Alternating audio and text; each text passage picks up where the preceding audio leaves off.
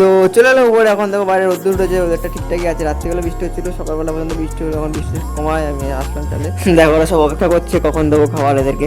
তো চলো রাতে করে এদেরকে খাবারটা দিয়ে দিই। এই যেখানে খাবারটা নিয়ে এসেছি, নিয়ে এসে এদেরকে দিয়ে দিচ্ছি। আর তোমাদের ভিডিও কেমন লাগছে, ভালো লাগছে কি খারাপ লাগছে একটু জানিও কমেন্টে, তাহলে বুঝতে পারো ভিডিও কেমন হচ্ছে, তাহলে আরও ভিডিও উন্নত করতে পারবো। আর তোমাদের সাপোর্ট এখন খুবই দরকার, এখনও আমাদের অনেকটা এগাতে হবে।